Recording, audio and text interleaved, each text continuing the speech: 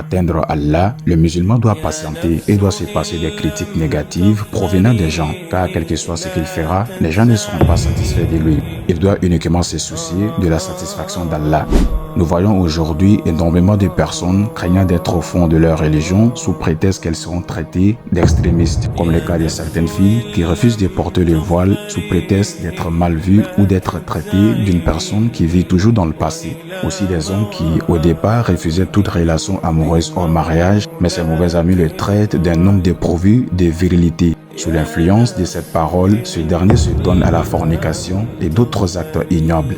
Nous rappelons qu'il n'est pas permis de renoncer à quoi que ce soit de notre religion pour satisfaire les autres. Au contraire, nous devons nous attacher à notre religion et nous ne devons renoncer à rien qui en fait partie dans le but de contenter les autres, car ils ne seront satisfaits que lorsque nous aurons abandonné notre religion comme Allah nous le dit. ولن ترضى عنك اليهود ولا النصارى حتى تتبع ملتهم قل إن هدى الله هو الهدى ولئن اتبعت أهواءهم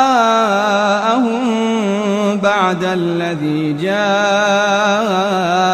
من العلم ما لك من الله من ولي ولا نصير. Ces mêmes personnes avaient proposé au prophète alayhi salatu wassalam d'adorer Allah, à condition que les prophètes alayhi salatu wassalam adorent également leur Dieu pendant un certain temps. Pour cette raison, Allah a fait descendre la sourate Al-Kafirun pour refuser cette proposition. Alors ne laissez point les critiques négatives d'autrui influencer votre pratique religieuse, car vous êtes sur la vérité.